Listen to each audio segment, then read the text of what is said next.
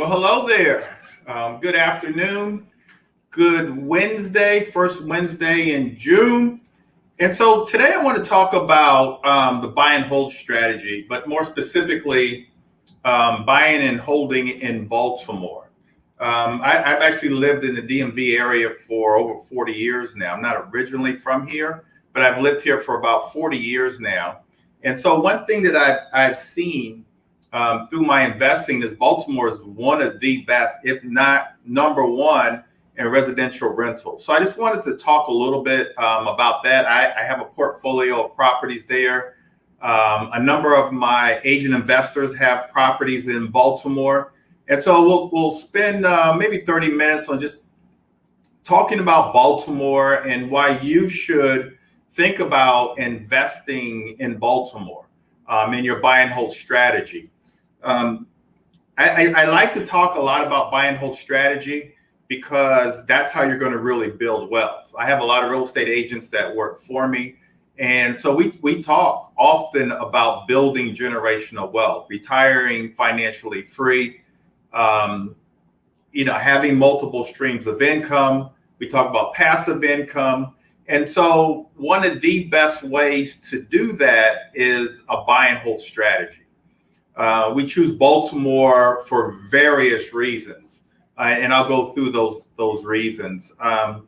One of my agents actually owns over 20 properties in Baltimore right now. He owns over 20 properties. His strategy is to sell some real estate, wholesale some real estate, and then take that cash and then pay cash for his properties in Baltimore. And he's been doing that for a number of years, over 10 years now. And he's built up a pretty good portfolio of properties where he only rents to Section 8.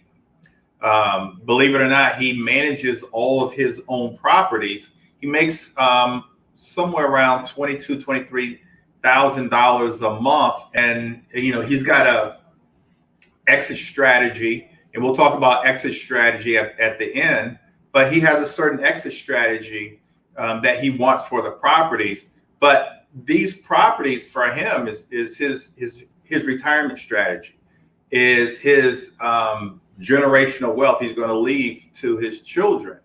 And so he's built that legacy in Baltimore because, and you'll hear me say this a lot, you can buy low in Baltimore and rent high. And that's why it's one of the, if not the number one residential rental areas in the United States. I have another agent investor who he buys properties, but he actually flips properties in Baltimore. He hasn't started buying and holding yet.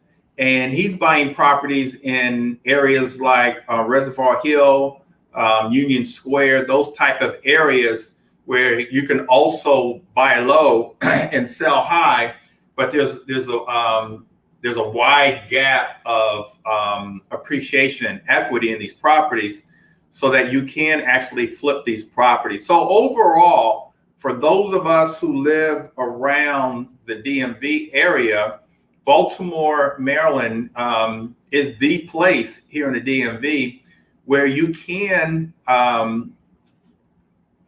buy a big portfolio of real estate over a period of time. And if not become wealthy, you can become wealthy or at the very least, start the process of building generational wealth. I will tell you, though, that you do need to know exactly what you're doing. I've got another buddy of mine who probably about 10, 15 years ago just started buying up properties and he bought them wrong. One thing I do want to remind you is Baltimore, Maryland is a different market than, say, New York City or Washington, D.C. As a matter of fact, the running joke for investors in Baltimore is if you can't sell the property, if they can't sell their property there in Baltimore, what they do is they put an ad in the New York Times or in the Washington Post and sell it to an investor or a first-time investor or a novice investor, because in Washington, D.C. and in New York, the mindset is of much more expensive properties. When they're selling a property in a particular neighborhood for, 60, 70, 150,000, it seems like very, very inexpensive. So they're easy to sell to someone that doesn't really know what they're doing, doesn't really know the market in Baltimore. And so you really have to learn the market in Baltimore. I'll talk in a few minutes about running comps.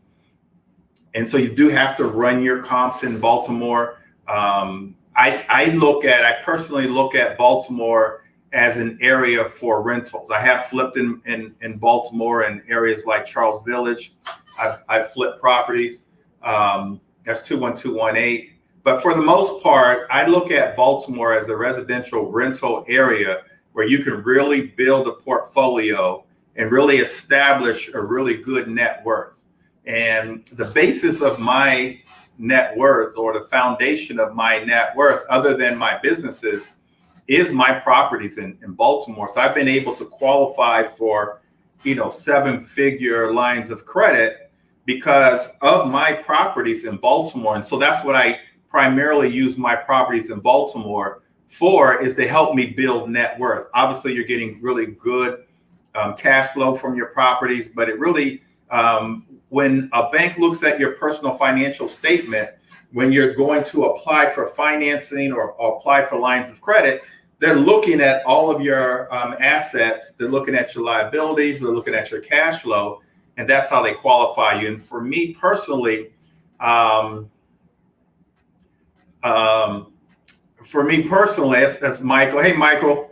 For me personally, Michael, you just threw me off kilter. So I've bought a number of properties in Baltimore, and they've worked out really well. Here are some of the places that you can find properties in Baltimore, and there's an overabundance. There's an overabundance, you guys, of property foreclosures.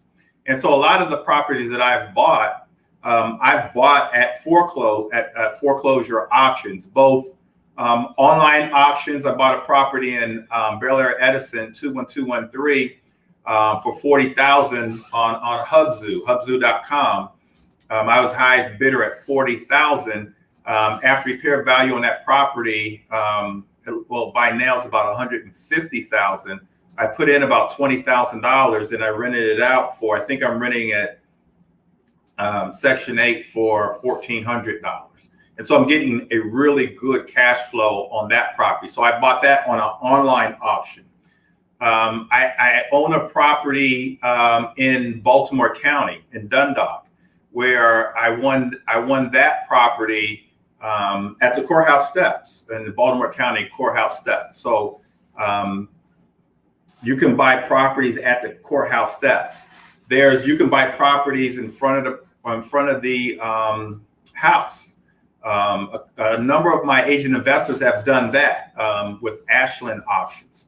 And so you can use Ashland auctions, and they actually, you can bid right in front of the properties. Actually, I bought a property in Harlem Park about a year or so ago, about a year and a half ago. And I bought the property from a homeowner for $8,000. It was in a neighborhood or on a street that there was a lot of board ups.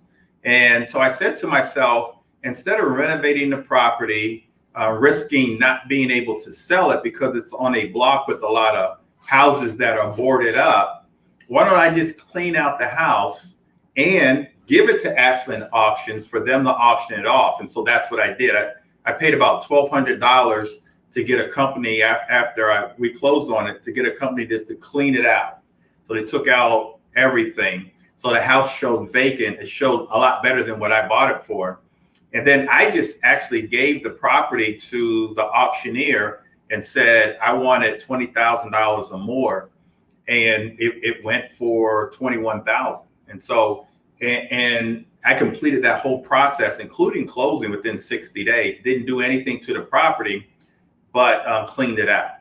Bought it for $8,000, put in about $1,200. And sold it for about $21,000 at the auction. Closed like 3 weeks after the auction. So those are some of the things you can do. You can buy a lot of properties in Baltimore at tax sales. So there's lots of tax sales in Baltimore, but there's an overabundance of foreclosures. in Baltimore. Baltimore is densely populated, so there's a lot of houses. Back in the 70s and 80s, a lot of industry left. The ports kind of dried up. The steel mills dried up because of the auto industry. And because of that, there was a lot of people that were doing well before the ports dried up, the steel mills dried up. And then after that, because they lost their jobs, houses started to decay and they foreclosed them. There's a lot of drugs and drug activity going on in Baltimore. And so that's why you see a lot of board ups there, a lot of decay, but you're also starting to see a lot of urban renewal. And so I'll talk a lot about that. But one of the great reasons to buy in Baltimore is because you can actually find great properties that are foreclosed. Also, in terms of people who you're going to rent to, there's a huge, in Baltimore, there's a huge student market there. There's a number of great universities in Baltimore, and they're all looking for housing, and they're all nestled right into Baltimore City. You've got MICA on the Maryland Institute, the College of Art. So the art school is right there, right on North Avenue. I actually own a property not far from there. Of course, you have Johns Hopkins University that's really actually not that far from MICA, in the zip code 21218. I own a property there as well. And Johns Hopkins University, Charles Village area. University of Maryland, Loyola, I own a property there, but right in walking distance to Loyola. I actually rent that property out to a Section 8 tenant.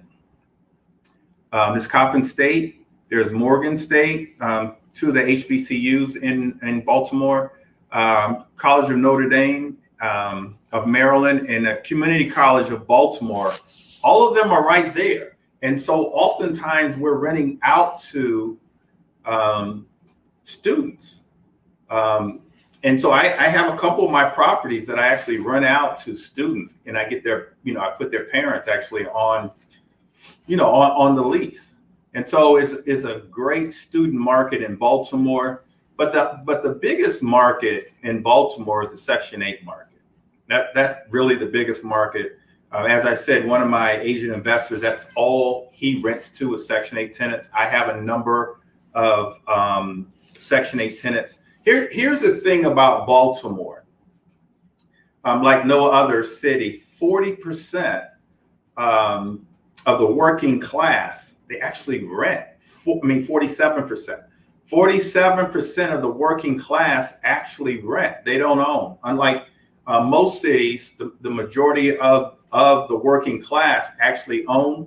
The majority of the working class in Baltimore actually rent. There is a 5-year waiting list. When we're talking about Section 8, there's a 5-year waiting list to get on the Section 8 list. And so there's a shortage of housing. We have people at the Section 8 office that actually call us. You have any properties? You have any more properties that you want to rent out, because we have a shortage. And so there's a number of different other voucher programs, not just Section 8, but voucher programs. A lot of the other voucher programs and Section 8, they will pay 100% of the rent. Now in some cases, if the tenant is actually working, the tenant will pay a small percentage of the rent, but for the most part, Section 8 pays all of the rent. And so I look for both in Maryland and in DC, my properties in DC, I only want to rent to Section 8. Now here's why, you guys. It's for a couple of reasons. I want to rent to Section 8 because I know I'm going to get my payment every month. And so I talked to another investor, one of my agents, during the midst of the pandemic, and I said, "Well, how are things going?" He said, "I'm chilling. I'm good, because at the first of the month, I've got my rental properties. I have another stream of income. The city's just sending me my money."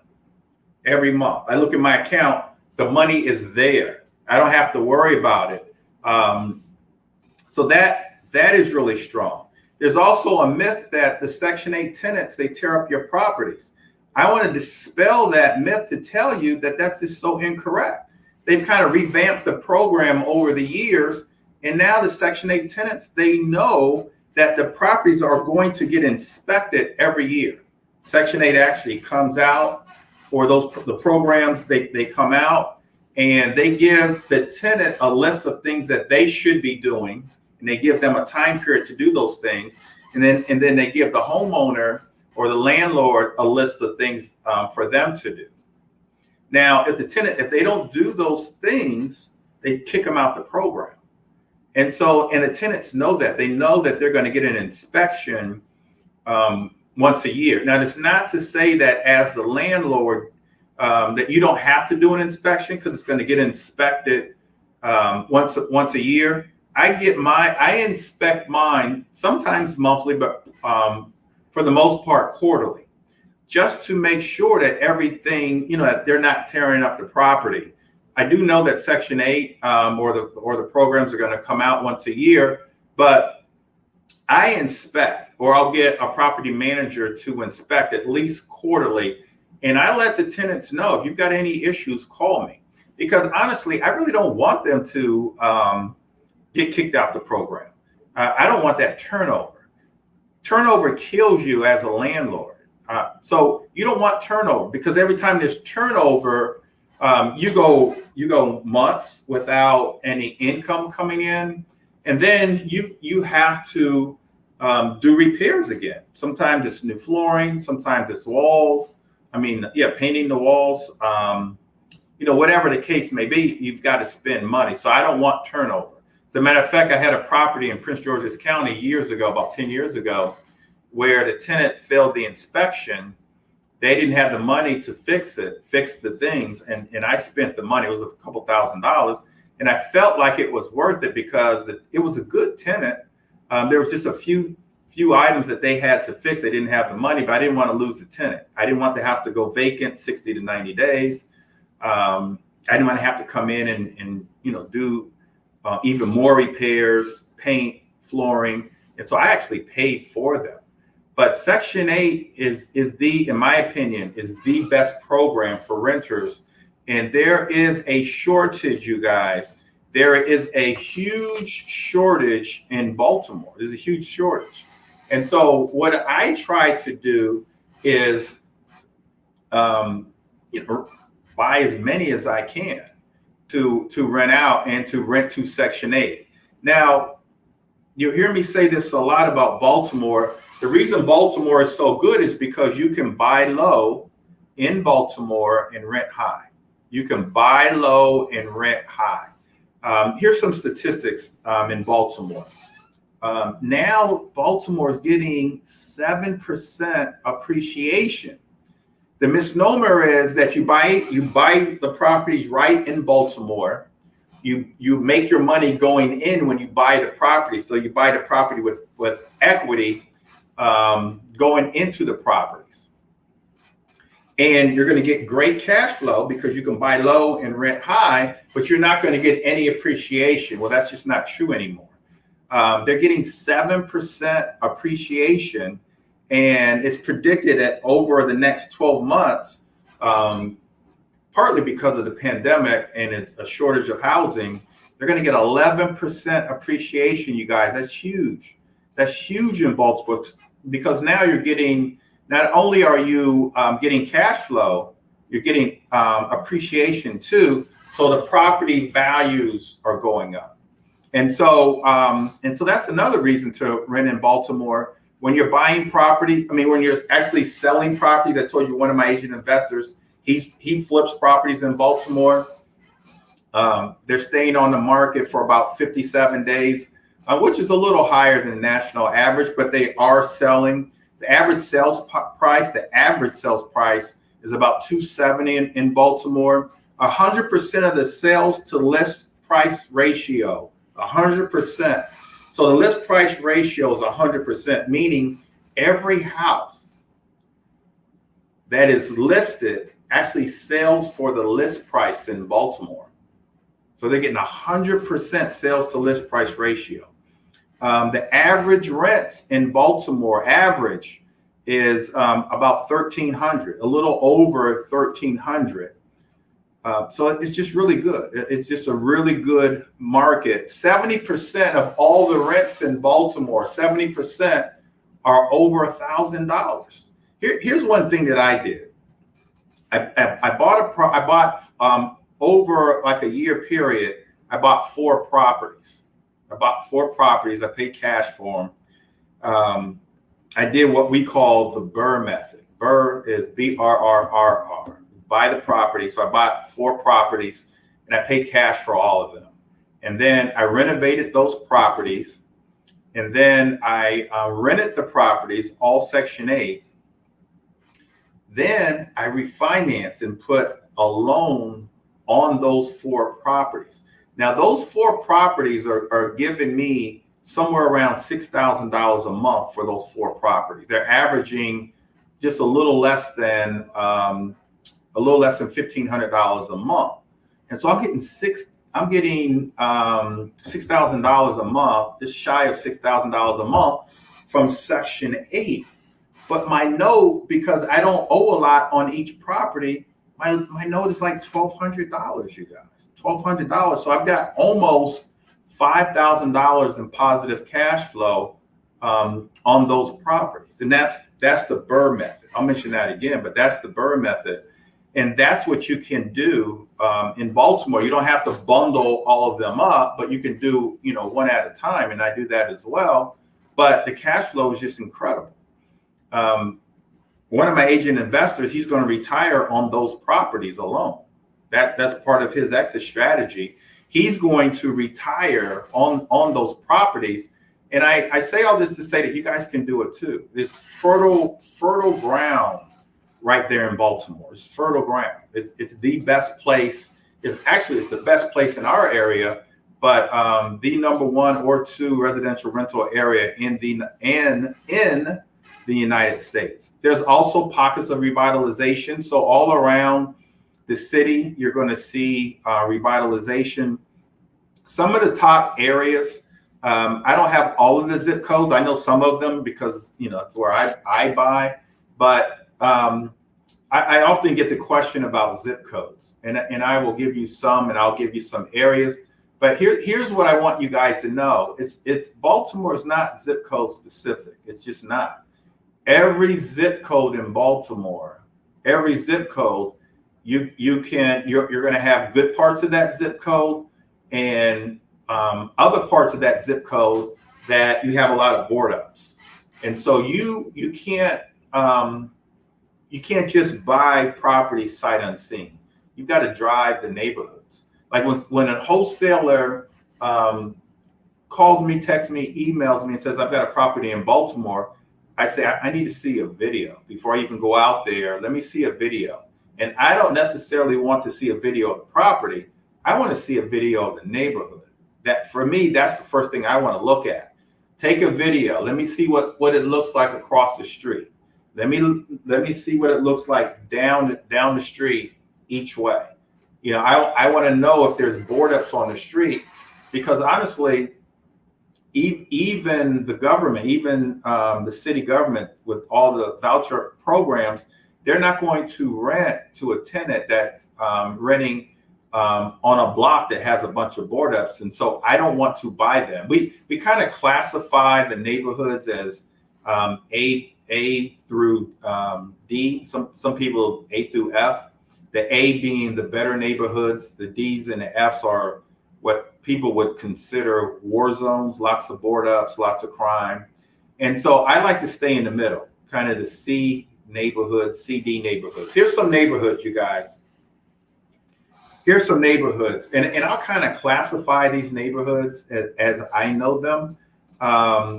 And some of kind of the better neighborhoods. And so it all really depends on what you want. I have some investors that only want A neighborhoods or B plus neighborhoods. So like Federal Hill, like they want Federal Hill. They want Pigtown. So Pigtown is, like, in my opinion, a B neighborhood. Federal Hill is more so like an A neighborhood for Baltimore. Hamden there's a lot of gentrification in Hamden. Hamden now, in my opinion, is a B neighborhood. Canton is an A neighborhood. I was actually recently in Canton. Fells Point is an A neighborhood. One of my agent investors got a 4-unit building in Fells Point. And so even in these neighborhoods, you guys, because there's foreclosures and they're A neighborhoods, you can still buy really low. Now those neighborhoods really rent high, but you can still buy low in Federal Hill, in Pigtown. One of my agents, she won a property at an auction in Pigtown, and she's renovating that property. I've already mentioned Charles Village. That's 21218. Patterson Park. I've got another investor. He loves Patterson Park. And Patterson Park is a great neighborhood. In my opinion, a B neighborhood, B- neighborhood.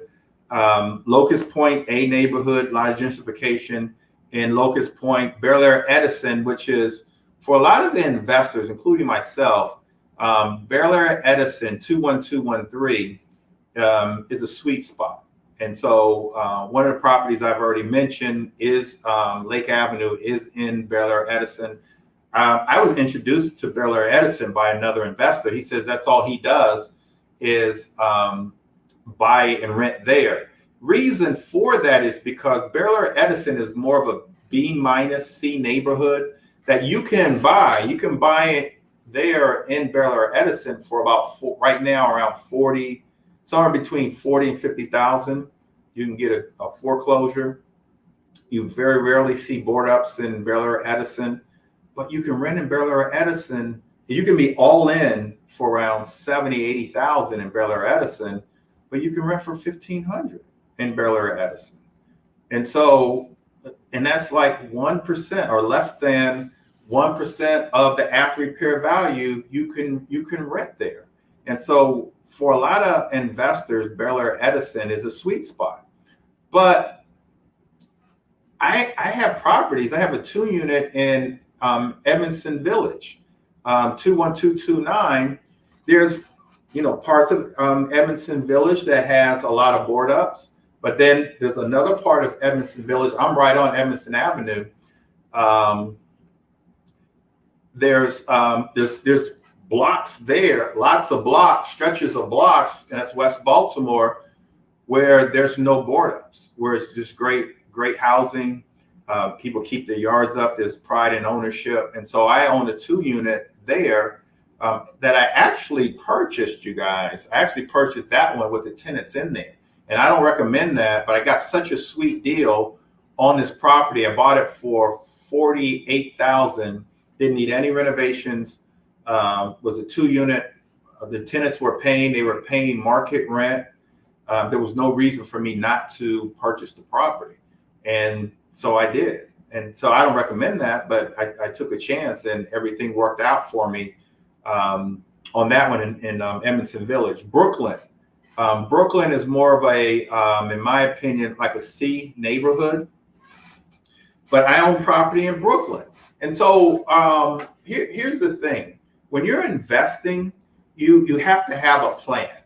And you have to have a plan of attack. You've got to know what you're doing. I bought this property in Brooklyn, again, with the tenant in there. It's 4 bedrooms, 1 bath. Actually had a tenant in there. I took on the tenant because the homeowner said to me, I just want out. They lived in Prince George's County. They were managing the property. The tenants were calling. Things were leaking. There's issues. They didn't have the money. They got tired. They got sick and tired of being a landlord. So they gave me a call as a referral, and I said, well, how much do you want for it?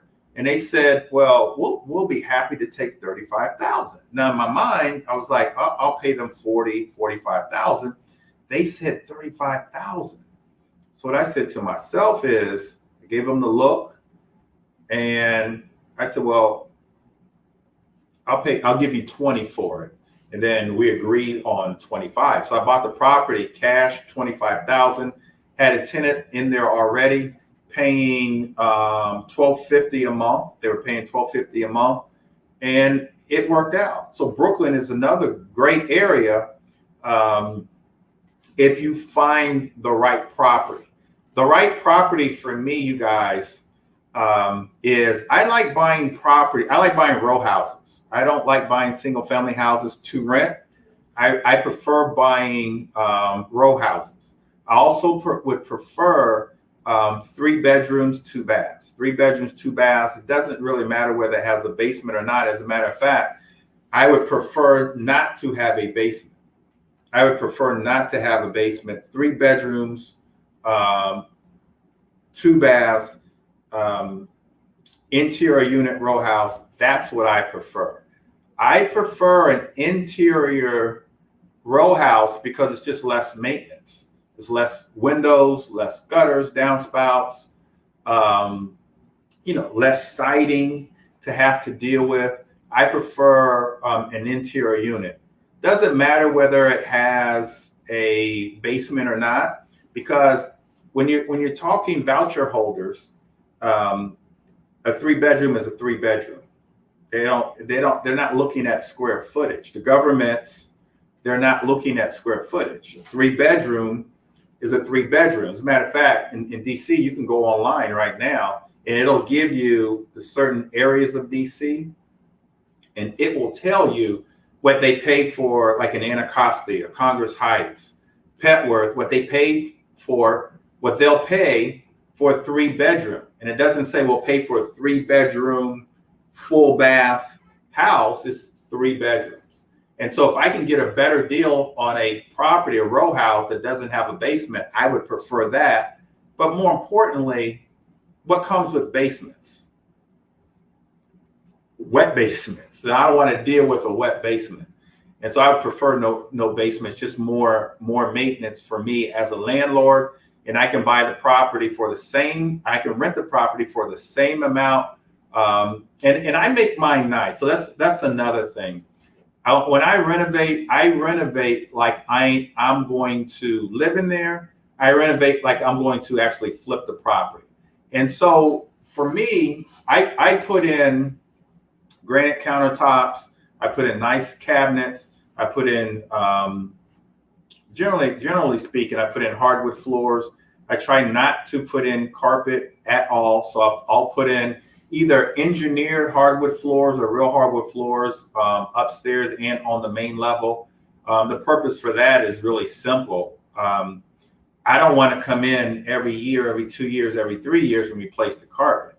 I want floors that will last. So I'll pay a little extra to get floors that will last, because when I buy these properties, my intention is to keep them, forever, And so that's another thing. That's one of the mistakes I made as a young investor. I would buy properties, not in Baltimore, but primarily in DC in my early 20s. And then a few years later, I would sell them.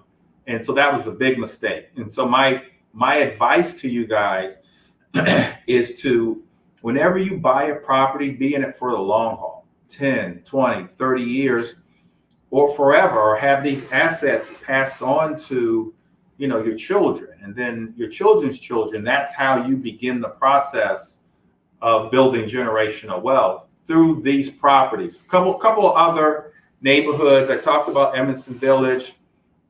I own a property off of Northern Parkway. I believe that's northeast Baltimore, off of Northern Parkway, in an area that I call Bond Secure. So Bond Secure, Evesham, it's actually on Evesham Avenue or Street. And so that's a great area up off of Northern Parkway. Waverly is good, own property there. And then I've also both flipped properties in Baltimore City, all over Baltimore City and Baltimore County. So Baltimore County is good. The dynamic is just a little different. Keep in mind, you're dealing with 2 different governments, the county and the city. But so I do own a couple properties in the county, and have flipped properties all over the county. Essex. We did a project in Essex. We did a project in what's it called, Gwynn Oak. We did a project in Catonsville. So all over the county. Arbutus. We did a project in Arbutus. And so all over the county, all over the city, that whole area is good. Now you're going to pay a little more in the county than you are the city for the properties, but they're also great areas. I would tend to stay, if you're buying and holding though, I would tend to stay in the city. You're going to get more bang for your buck in the city than you will in the county.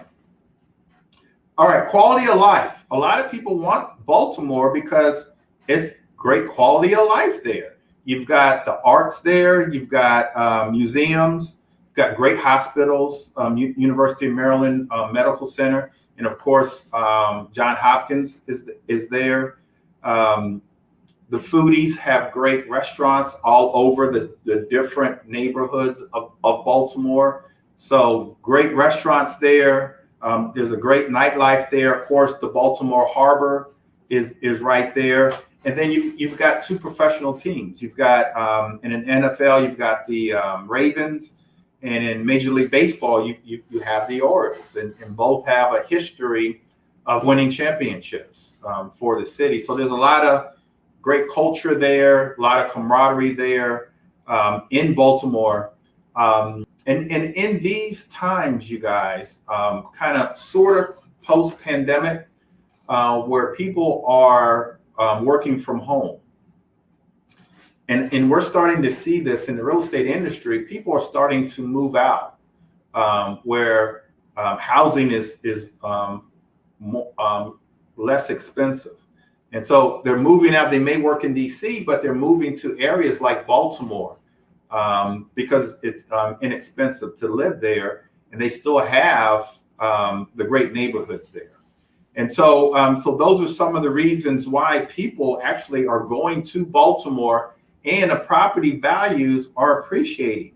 11% is predicted, 11% in the next 12 months for Baltimore, you guys. That is huge. That is huge. All right, so here's what we need to do. Here's what we need to do. I've got good time. And so I'm going to kind of give you the steps that you need if you're interested in Baltimore. Number one, mentally, you've got to get ready to be an investor. And investing is not for everybody. It's not for the faint at heart. You've got to deal with what I call the 3 T's: toilets, termites, and tenants. And that's why a lot of people on average, landlords sell their properties every 5 years because they're tired of dealing with tenants, termites, and toilets. And we'll talk about property management in a minute. But so you've got to know that each property that you buy is its own business. Each property is its own separate business, and you've got to treat it as such.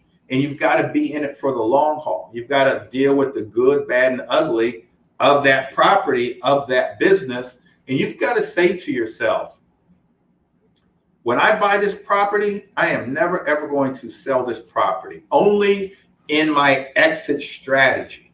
And I'll talk about exit strategy, but only in my exit strategy, I'm going to use this property for leverage. I'm going to use this property to make my personal financial statement look really good. So when I go to the bank and say, I want a line of credit of $1 million, they'll say, yeah, they'll look at your personal financial statement. They'll kind of take a look at your credit, but not as much as your net worth, your assets, minus your liabilities. They're going to take a look at that and determine what type of line of credit. And that's really how you start building wealth, by getting financing. And so you've got to be ready mentally to do this. And I think it would be good to have a mentor or partner with people, or at least have someone that you can call for advice. And I'm happy to give you advice. And then you have to have a plan. Like, you've got to, what is your plan? And so that's one of the biggest reasons a lot of investors don't make it, because, they get their mind right, but then they just go ahead and just start buying properties. You've got to have a plan. And like I mentioned earlier, buddy of mine, he just went off and just started buying. He didn't have a plan. He just started buying. He heard that Baltimore was a good market. This is 10 years ago or so. And he just started buying. Thank you, Nikki. Thank you for that. He just started buying properties, and now he's trying to unload them because he bought them all wrong. You've got to know the market. You've got to have a plan. Baltimore's market is not like New York City's market. Baltimore market is not like the DMV's market. It's its own separate market. So you've got to do the research. And if you're not a realtor, get a local realtor, or at least someone that knows the Baltimore area. As a matter of fact, kind of as a side note, we're actually opening up an office. Well, we just opened it up this week, yesterday, in Baltimore County, in Owens Mills. So we have an office. So you realtors out there that are looking for a home in the Baltimore area, we have an office now in Baltimore. One of the reasons why I did that was because we do have a lot of agents that already work for us in that area, but I wanted the office there so we could start to get Baltimore City and Baltimore County listings so that my agents can start buying them up. We're going to be putting ads on the radio and things like that in Baltimore so that we can start getting more and more opportunities in Baltimore. Opportunities are plentiful already, but I wanted to get access to help my investors, my agents. So we put an office there and right in Owens Mills. What type of properties should you start with? Now, I would tell you to follow my model and buy row houses because it's just less maintenance, and buy interior units. But there's some investors that want to buy single family. Some investors want to buy multifamily. Multifamily is more multifamily opportunities in Baltimore County than there is, here in the DMV. Now, some people consider Baltimore part of the DMV, which is fine. But at the DC area, there's not a lot of multifamily opportunities. Plenty of opportunities for multifamily. So if that's your strategy, then that's fine. Also, look up opportunity zones. And so in Baltimore, government created what they call opportunity zones. I think it was in 2000, I'll take a stretch and say 2017, where if you buy properties, you actually buy rental properties in certain areas, disadvantaged areas of any city, then they'll give you a tax break if you keep the property at least 10 years. So you keep the property for at least 10 years, you go and sell the property, you don't have to pay any capital gain taxes. And so a lot of investors are buying, whether it's residential, multifamily, they're buying in opportunity zones. And there's a lot of opportunity zone areas in Baltimore. And that can be part of your exit strategy. There's more to it than I'm saying in terms of buying in opportunity zones. You've got to buy from a fund, but it's nothing that you can't do.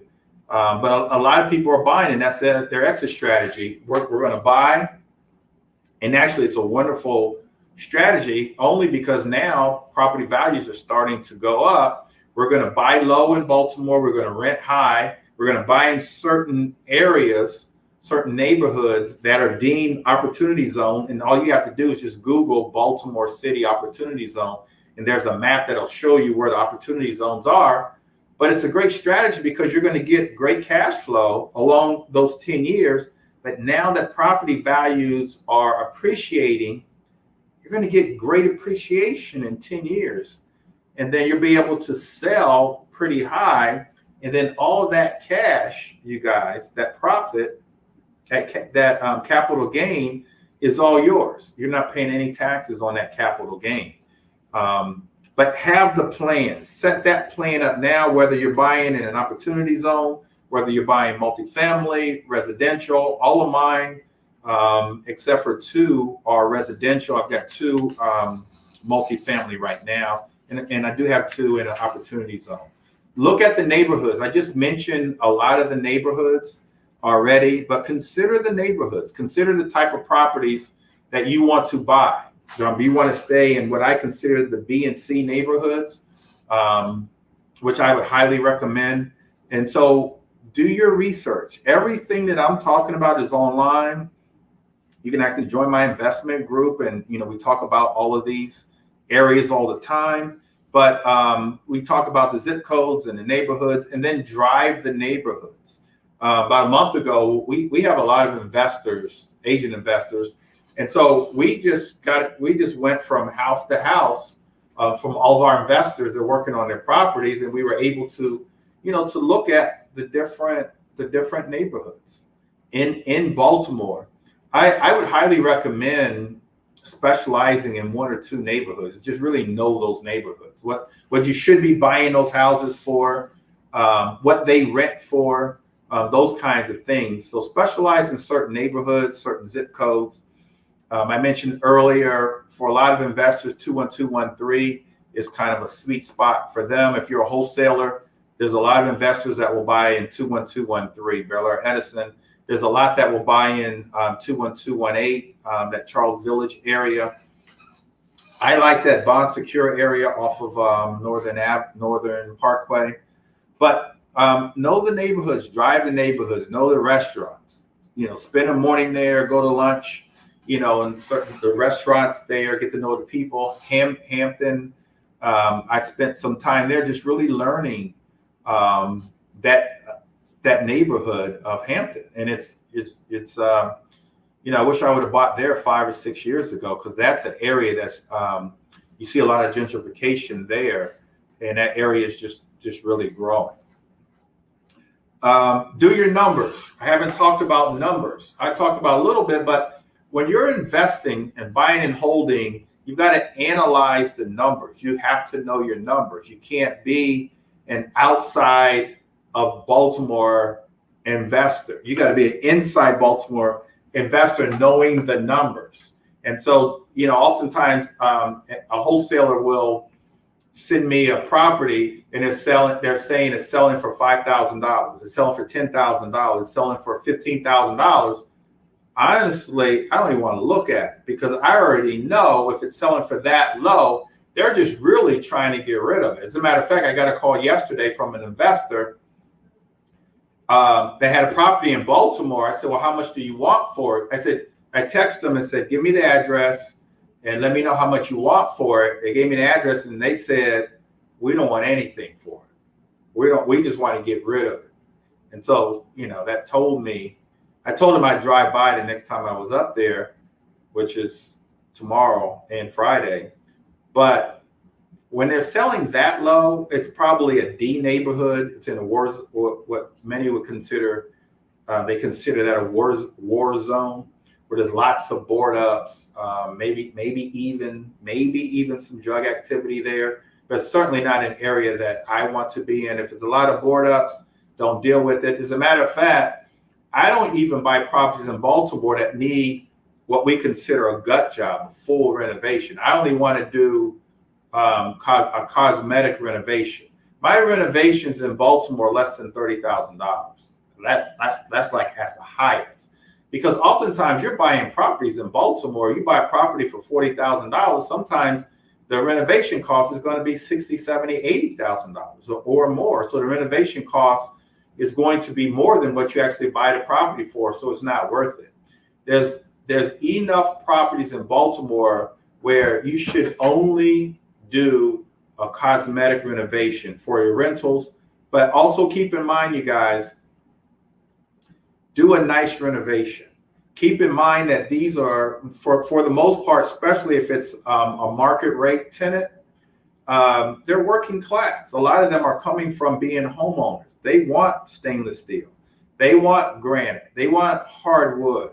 They want a nice property, and they will take care of your property. They will help you build wealth in that property, especially if it's like in the C neighborhood, B neighborhood. They will help you build wealth, be in it for the long haul. But I see a lot of investors putting Formica on the countertops, just regular Sears appliances, carpet. Like, let's not take any shortcuts. Do a nice renovation, put the money in it, and you'll be in it for the long haul. They're not going to be calling you every year, every 2 years, because the dishwasher broke. A lot of investors aren't even putting dishwashers. Stove broke down, washer and dryer broke down. One lesson that I learned is I used to get used appliances, like up until about maybe a year or two ago. I would get used appliances and put them in my properties, and then they would break down. And so then I would have to go out and buy brand new ones. And so I stopped doing it, or buy more used used appliances. I stopped doing it. I buy new appliances so that they last. And so as a landlord, as a business owner of properties, what you try to do is minimize your expenses. That's why I don't like it when tenants move out. Turnover kills you. Again, turnover means you've got to not renovate, but do some cosmetic repairs to the property. And it goes 2, 3, 4, 5 months with no income coming in. That kills your bottom line. Keep those tenants in there, do a nice renovation, run rental comps for the area, and then also run after repair value comps for the area, so that you know exactly what the value of the property is, what you can rent the property for, and then more importantly, what your cash flow is going to be. How are you going to finance these? And so I described the BRRRR method earlier, and I think that's one of the best ways. Another one of my investors had 3 properties. Yeah, he had 3 properties that he owned in Baltimore. He had them rented out. He bundled, like I did, he bundled all of them up and got one loan for the 3. And so that's my recommendation. Is it hard getting financing in Baltimore? The answer is no, it's not. A lot of people think it is because the lenders here in the DMV, they're not lending in Baltimore. Lenders in New York City, they're not lending in Baltimore. But there are hard money lenders in Baltimore. There's community bankers in Baltimore. I've used my personal line of credit to buy properties in Baltimore. So you can get financing. You can get financing in Baltimore. My recommendation is to try your best to either use a hard money lender or pay cash, and then renovate the property, rent the property out, and then refinance. It's good to bundle more than one if you can, but start one at a time if you can't. Refinance, get all your money back that you just put in with the refinance, great cash flow, and with that money that you just got back, start that process all over again. And again, as I said earlier, keep the property. Don't get rid of the property.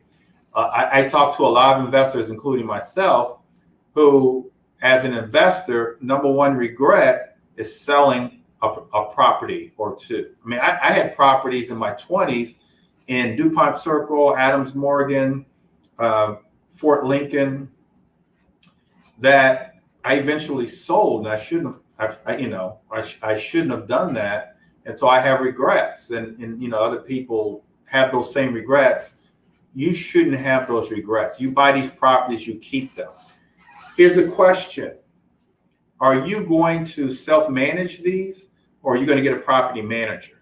And so I always recommend, because most of you that are listening are not in the Baltimore area, I consider you guys, as well as myself, an absentee owner, even though I live less than probably 30 miles. I live around 30 miles from Baltimore. I'm still absentee. Plus, I'm busy. I'm busy with what I do. And so I always recommend property manager. Here's how I do it, though. I hire a tenant placement company. So there's a number of tenant placement companies in Baltimore that's all they do is find you tenants. You tell them I want a Section 8 tenant. I think all of my tenants, all of my Section 8 tenants in Baltimore, my tenant placement company, they found them. And then I would get another company to manage the property. Now, some property management companies, they do tenant placement as well. I like to keep it separate. The tenant placement, that's what they specialize in. They focus. They know the people down in housing. They know how to market your property down at housing. That's all they do. And you pay them just like a regular commission that you'd pay an agent. A percentage of the rent, like 100%, like 50% of the rent, or honestly, it's worth it paying them 100% of the rent. So if the rent is $1,500, you pay them $1,500, or you could pay them less than that. But I'm happy to get a really good tenant. And even though they're Section 8 tenants, they're really good people, they're going to take care of your property, you still need to screen them.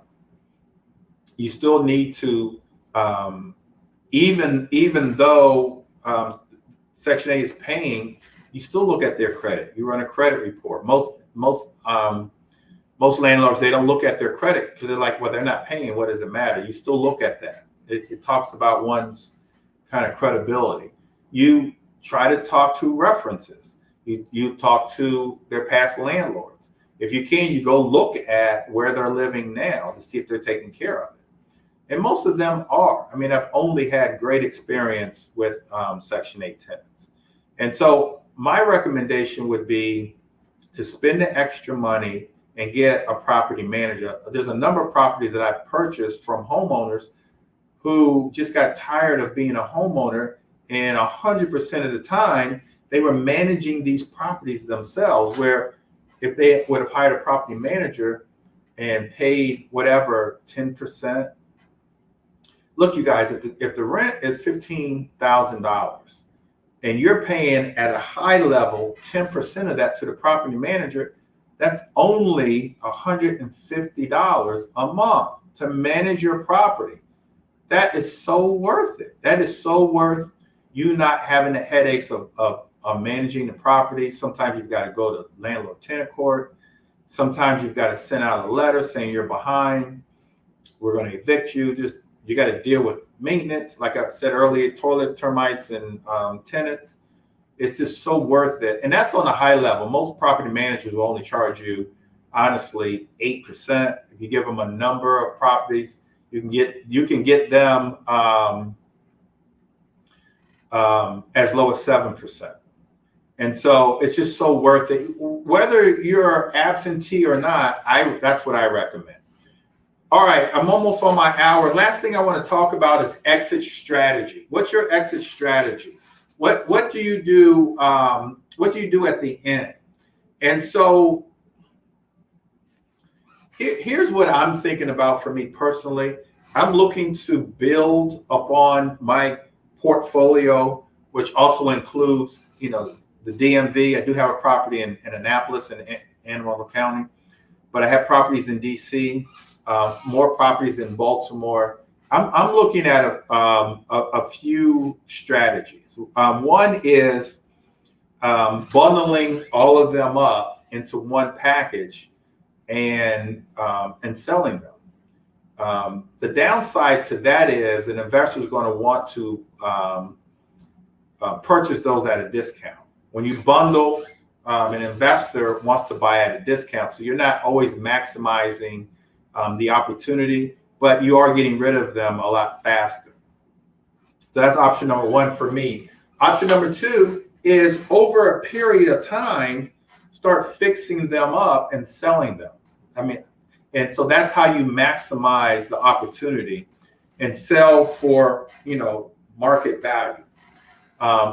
Problem with that for me is, depending on how many properties you have, that could take, a year or two to complete that process. You could hire a management team or a really good property manager, or I could teach my daughter the game, and I could pass on the opportunity for this business entity of these properties and give them to her / allow her to manage and still derive an income from the property, from the properties, using different software technology, Yardi. Most of you guys have heard of Yardi. Buildium is also a property management software that you could use to manage these properties. And so those are all the options that I'm looking at. Do I sell all of them at once? Do I sell one at a time? Or do I keep them and pass them on? More than likely, what I'm looking at is keeping all the properties, and everybody's different, but I'm looking at keeping them, keep them managed really good, keep deriving an income for my retirement, and then allowing my daughter to take on that positive cash flow. That's how you build generational wealth. And so that's what I'm looking to do in the end. And so let me answer just a couple questions and I'll get you guys out of here. One question is, what other expenses are involved? So you have your mortgage, you have property management, of course you have utilities. I didn't even talk about utilities. Some investors build the utility bill into the rent, so they charge a higher rent and they pay all the utilities. They do that because they just want to make sure all the utilities get paid. But at the very least, you want to make sure that water bill gets paid, because that water bill's always passed to the homeowner. But you have utility bills. If you're in a homeowners association, you have that, and then you've got the maintenance of the property. And so I try to calculate maintenance as around $100 a door. So at minimum of $1,200 a year for each property. Or if you're in a multifamily, $100 a month per door. I don't see any other questions. Jamia wants a property in Baltimore. Angie is watching. Hey, Angie. All right, Carissa, I know I always tell you I'm going to call you. I'm going to call you this time, so you can ask your question. And so you don't have to be a real estate agent. Just leave me your information on my social media. You can go to Greg Bennett Invest on Instagram or on YouTube. Some of you guys are tuning in on my YouTube channel. Some of you guys are tuning in on my live on Facebook, but this will be on my podcast. You don't have to be a real estate agent to join my investment team. If you would like to be a real estate agent with us, you can actually go to joinbrs.com. That's scrolling on the bottom. There's joinbrs.com. If you want to be a real estate agent, I always highly recommend getting your real estate license. And that's the only reason I got my real estate license over 25 years ago. It's because I wanted to be a better investor, but I just started selling real estate with no intentions and, did very, very well. But you want to be a real estate, have your license as an investor, because there's going to be opportunities that are going to come your way for investing, but the numbers aren't going to work. But those motivated sellers still need to sell their properties. And so because you have a license, you can list the properties and get a commission. And so that's why I always highly recommend getting your real estate license. You can go to joinbrs.com. We actually, if you go there today, we actually have, or contact us, we'll send you a link for our career night. We actually have a career night tonight. Let me put, today is June the 2nd, because some of you guys may see this, June the 2nd, 2021. But we do have a career night tonight that we're happy to send you a link. If you want the link, you can just ask for it on either Instagram or Facebook or on the YouTube channel. All right, you guys, thank you for being here. Thank you for all the wonderful comments that you guys left. Let's be investors. Let's stop being consumers. We're buying too many things that are not revenue generating. Let's buy more assets to build wealth so we can retire financially free. We can have generational wealth, and we can really leave a legacy for our children, for our children's children. Don't be intimidated by the buy and hold strategy. Don't be intimidated by being a landlord. Let's not do that. It's a way of building wealth. It's a business. So it's a way of building wealth. We need to build wealth, and you guys can do it. Baltimore is a great city to do that. All right, you guys, God bless. Take care. Enjoy the rest of your day. I'll talk to you soon.